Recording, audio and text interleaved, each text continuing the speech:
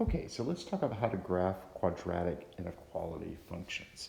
So basically, we've done something like this before with linear functions, where if you graphed an inequality, the difference between the inequality and a regular equation was that the boundary, the line itself, could be dotted or solid, and then you had to shade depending on whether it was greater than or less than.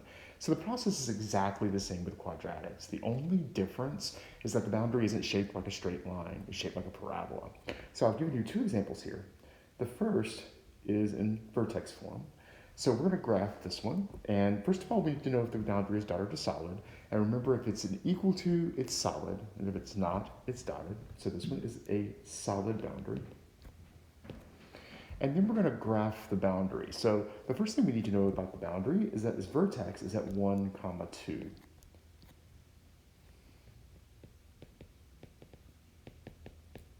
Now, if you remember seeing the Alex videos, the vertex is the middle point of the graph. So I'm going to take that 1, 2, and place it in the middle of my t-chart. And then I'm going to pick numbers around 1, say 0 and -1, and plug them in and get y values. So when I plug in 0, I get 2, I'm going to write this out this time, times 0 minus 1 squared plus 2. That would be 2 times -1 squared plus 2. And make sure you square before you multiply. So that'd be 2 times 1 plus 2. So that gives you 4. So when I plug in 0, I get 4, which means when I plug in 2, which is one on the other side, same distance away on the other side of the axis of symmetry, I should also get 4. You could check that by plugging it in if you'd like. So now I'm going to plug in -1. -1 minus 1 is -2. -2 squared is 4. And so that gives me 10. So then my y value at 3 should also be 10. So then I'm going to come down here and I'm going to graph. And I'm graphing this by hand without any graph grid, so it's going to be kind of messy, but that's okay. So I'm going to plot -1, 10, 0, 4, 1, 2, 2, 4, and 3, 10. So here's my boundary, and we said it would be solid, so I'm going to fill that in with a solid parabola. And now I need to figure out which way to shade. And if you remember, we did that typically by using a test point. And the test point we normally picked was 0, 0. You can always pick 0, 0 unless the boundary passes through it. Then you have to pick a different point.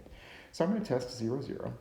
Now, before, it was above and below the line were really the regions. Here you can sort of think of it as being inside and outside the parabola.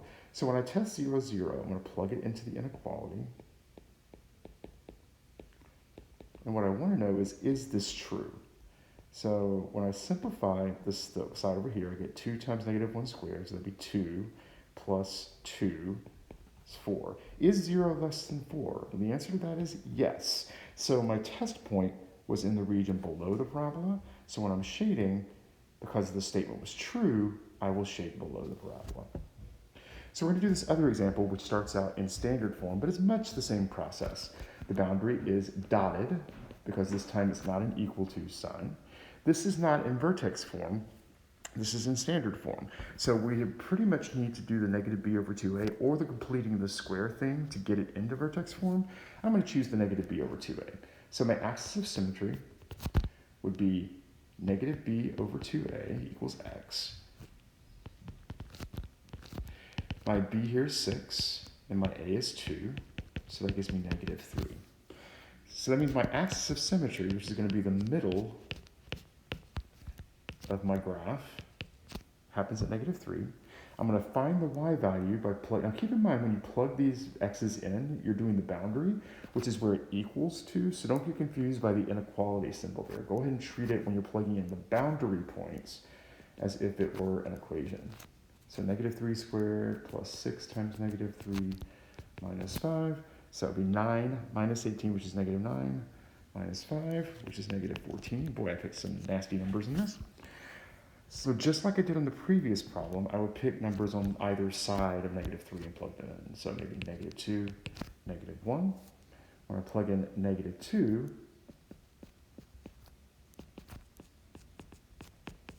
I'm going to get 4 minus 12, which is negative 8, minus 5, which is negative 13. And that means that negative 4 is also there. When I plug in negative 1,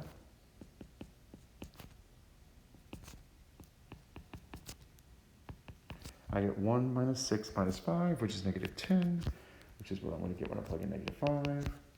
So then I'm going to come over here. I'm going to 1, 2, 3, 4, 5, 6, 7, 8, 9, 10, 11, 12, 13, 14. And then so negative 1, negative 10, right here. Negative 2, negative 13. Oops, I didn't count right, did I? Sorry, we can fix that. Negative 2, negative 13, negative 3, negative 14, and so forth and so on. Now we said this would be dotted. Now, my parabola is way down here. My test point is way up here. So if you were worried about not knowing whether it was inside the parabola or not, plug in 0 and see what you get. If I plug in 0 into that as an equation, I would get negative 5, which means that test point is going to be inside the parabola because the parabola would have passed by 0 before it got to the x-axis. So I'm going to test 0, 0. And when I do that, I'm testing the inside portion of the parabola this time. So I want to know if 0 is greater than 0 squared plus 6 times 0 minus 5. Is 0 greater than negative 5? Yes, it is. So that means it worked. So we want to shade the region inside the parabola because that's where the test point was. Now, reviewing the process. Essentially, is the boundary dotted or solid? Graph the boundary using whatever methods we talked about for whichever form it's in, and then figure out which way to shade using the test point and whether it's inside or outside.